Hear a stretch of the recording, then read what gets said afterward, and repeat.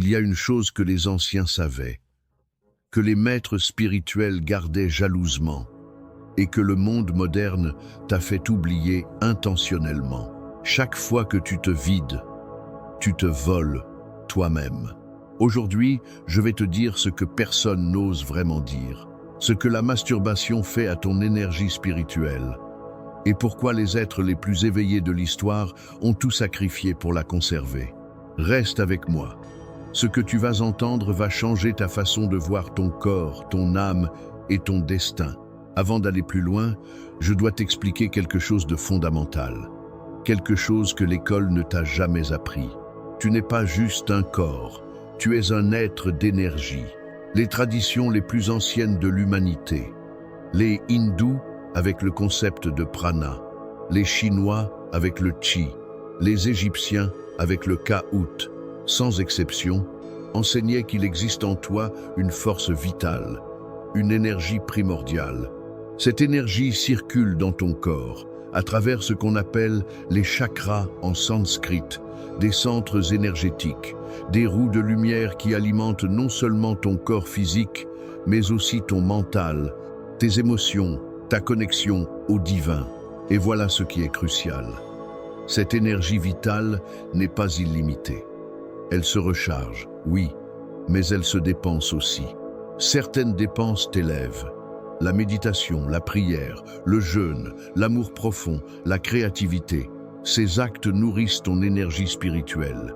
Et certaines dépenses te drainent, te vident, te laissent vide de l'intérieur sans même que tu saches pourquoi. Et parmi les plus grandes fuites d'énergie que l'être humain puisse connaître, il y a la déperdition de l'énergie sexuelle.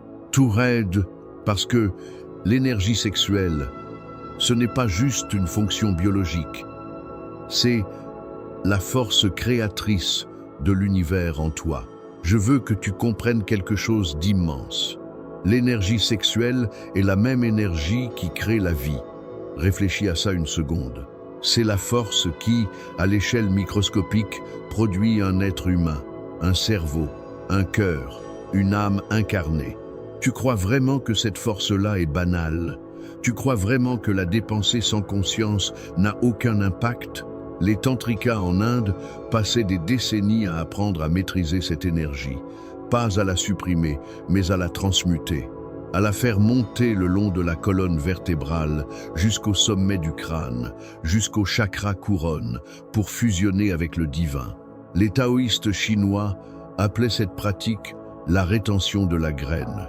Ils avaient développé des techniques précises pour conserver cette énergie et la redistribuer dans tout le corps, pour guérir, pour méditer, pour créer, pour percevoir des dimensions que la plupart des gens ne verront jamais. Nikola Tesla, l'un des génies les plus avancés que la Terre ait porté, célibataire et chaste pour la quasi-totalité de sa vie. Il disait lui-même que son abstinence nourrissait directement son génie créateur. Newton, Isaac Newton, le scientifique qui a découvert la gravité. Jamais marié, probablement vierge toute sa vie. Coïncidence? Gandhi. Vœu de brahmacharya, continence totale à 37 ans. Il y voyait la source directe de sa force spirituelle et politique. Ce n'est pas une coïncidence, c'est une loi énergétique. Maintenant parlons concret. Parce que je ne suis pas là pour te faire peur avec des concepts flous. Je veux que tu comprennes. Quand tu te masturbes, plusieurs choses se produisent simultanément et elles ne sont pas toutes visibles. Ton corps dépense une quantité massive de ressources pour produire le liquide séminal ou l'énergie équivalente chez la femme. Ce n'est pas gratuit. Zinc, protéines, enzymes rares. Ton corps donne quelque chose de précieux à une hormone qui crée une sensation d'apathie, de vide, de démotivation. Certains scientifiques l'ont comparé aux effets post-opiacés. Tu connais ce sentiment? Cette torpeur qui vient après, ce vide étrange, cette impression d'avoir perdu quelque chose. Ton corps essaie de te dire quelque chose. Le premier chakra Muladhara est le siège de l'énergie de survie et de la sexualité. C'est la racine. C'est là que tout commence. Quand tu te masturbes de manière compulsive ou inconsciente, Tu crées une fuite permanente à la base de ton être énergétique, comme un seau percé. Tu peux remplir autant que tu veux méditer, prier, te nourrir sainement, cette énergie ne montera jamais. Elle s'échappe par en bas. Les voyants, les guérisseurs énergétiques, les chamans de nombreuses cultures peuvent littéralement voir cette fuite dans le champ énergétique d'une personne. Une aura affaiblie à la base. Un premier chakra qui s'effiloche. La masturbation compulsive, surtout liée à la pornographie, crée dans le cerveau des circuits de dépendance identiques à ceux de la drogue. La dopamine est sécrétée de manière artificielle, en quantité que ton cerveau n'est pas câblé pour recevoir naturellement. Et résultat, le monde réel devient terne. La méditation devient difficile, la prière semble vide. Tu n'arrives plus à ressentir la présence du divin parce que tes récepteurs sont saturés, brûlés, émoussés. Tu cherches Dieu dans le silence, mais ton mental est en sevrage. Et c'est là que ça devient vraiment sérieux. Les anciens enseignaient que l'énergie sexuelle non dépensée monte naturellement si tu lui laisses le chemin libre. Elle remonte la colonne vertébrale à travers les chakras. Au niveau du plexus solaire, elle devient confiance et puissance personnelle. Au niveau du cœur, elle devient amour inconditionnel. Au niveau de la gorge, elle devient expression créatrice et vérité. Au niveau du troisième œil, elle devient intuition et perception extrasensorielle. Et au niveau de la couronne, elle devient union avec le divin. C'est ce que les yogis appellent Kundalini, l'énergie du serpent qui dort à la base de la colonne.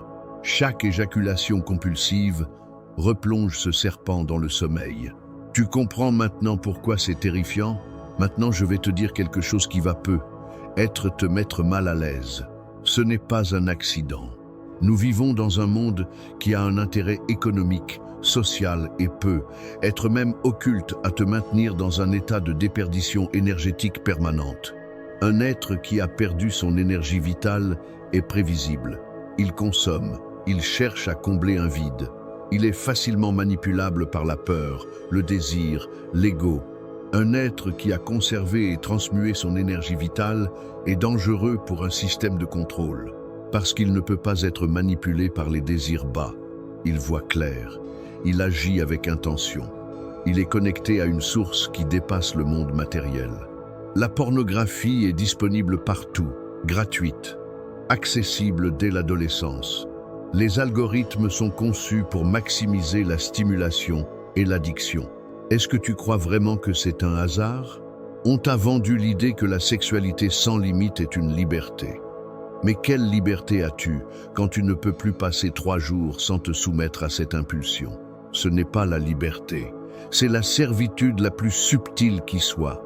Et le plus cruel dans tout ça, c'est qu'on t'a fait croire que c'est normal, que tout le monde le fait, que si tu essaies d'arrêter, tu es bizarre, refoulé, religieux extrémiste.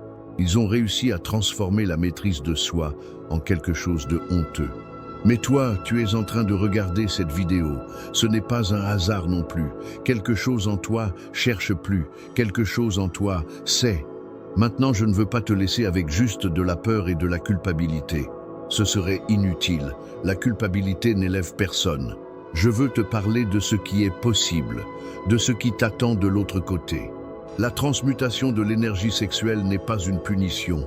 C'est un cadeau que tu te fais. Tu ne peux pas transformer ce que tu ne vois pas. La première étape, c'est simplement d'observer, sans jugement. La prochaine fois que l'impulsion arrive, pause, observe. Qu'est-ce qui l'a déclenché? La solitude, l'ennui, le stress, la peur? La masturbation compulsive n'est presque jamais une réponse au désir sexuel réel. C'est une réponse à une émotion que tu ne veux pas ressentir. Quand l'énergie sexuelle monte, et elle va monter, c'est sa nature, tu as le choix. Tu peux la laisser s'échapper vers le bas, ou tu peux la respirer vers le haut. La respiration de feu, le pranayama, les techniques de Wim Hof, toutes ces pratiques respiratoires servent en partie à canaliser cette énergie vers les centres supérieurs. Inspire profondément. Contracte le périnée, ce qu'on appelle le verrou racine, Mula Bandha. Visualise l'énergie qui monte le long de ta colonne. Expire lentement, répète. Ce n'est pas mystique. C'est de la physique énergétique que les anciens connaissaient et que la science moderne commence à peine à explorer. L'énergie sexuelle et l'énergie créatrice sont les deux faces d'une même pièce. Ce n'est pas moi qui le dis, c'est Napoleon Hill, dans Think and Grow Rich, qui consacre un chapitre entier à la transmutation de l'énergie sexuelle comme secret des grands créateurs. Quand l'impulsion arrive, lève-toi, écris, peins, compose, construis, course, prie, donne à cette énergie un canal vers le haut et observe ce qu'elle crée. La méditation régulière est indispensable. Non seulement elle te calme, elle reconstitue littéralement tes réserves énergétiques. Assieds-toi, silence, colonne droite, respire, observe les pensées sans t'y attacher, reviens à la présence. Plus tu médites, moins l'impulsion compulsive a de prise sur toi, parce que tu commences à goûter quelque chose de plus profond que le plaisir physique. Tu goûtes la paix, la plénitude, la présence à toi-même. D'usation quelle, sertion quelle, mission quelle, et cette plénitude-là, aucune stimulation extérieure ne peut la produire. Finalement, la transmutation de l'énergie sexuelle n'est complète que lorsqu'elle est offerte. Offerte à Dieu, à l'univers, à la source, peu importe le nom que tu lui donnes. C'est ce que les moines, les saints, les anachorètes ont toujours fait. Ils ne supprimaient pas leur désir, ils le sublimaient, ils le transformaient en amour divin, en service, en contemplation. D'usation quelle, sertion quelle, mission quelle, et en retour, ils recevaient des états de conscience que les mots ne peuvent pas décrire. Je vais te parler maintenant de quelque chose de plus personnel. Quand j'ai commencé à prendre ça au sérieux, quand j'ai commencé à travailler sur cette énergie, à la respecter, à la conserver, des choses ont changé dans ma vie que je n'aurais pas cru possible. Ma clarté mentale a augmenté d'une façon que je ne peux pas décrire autrement que comme si un brouillard s'était levé. Mes méditations sont devenues plus profondes. Ma connexion au divin, plus réelle, plus palpable. Les synchronicités ont augmenté, les intuitions aussi. Des portes se sont ouvertes, des rencontres ont eu lieu. Je ne dis pas que c'est magique.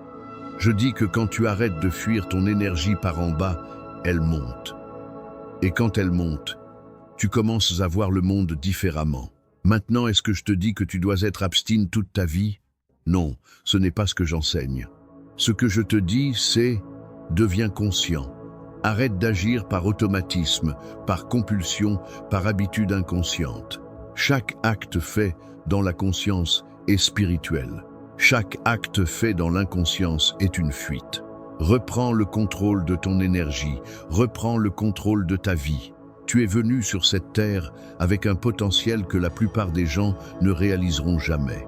Pas parce qu'ils manquent d'intelligence, pas parce qu'ils manquent de talent, mais parce qu'ils ont laissé leur feu s'échapper par des fuites qu'ils n'ont jamais vues. Toi, maintenant, tu vois. Alors la question est simple, qu'est-ce que tu vas faire de cette connaissance? Si cette vidéo a fait quelque chose en toi, si elle a allumé quelque chose, laisse un commentaire. Dis-moi où tu en es. Pas de jugement ici, que de l'éveil. Abonne-toi à Éveil de l'âme si tu veux aller plus loin sur ce chemin. Et rappelle-toi toujours, tu n'es pas juste un corps, tu es une âme en feu, garde ce feu.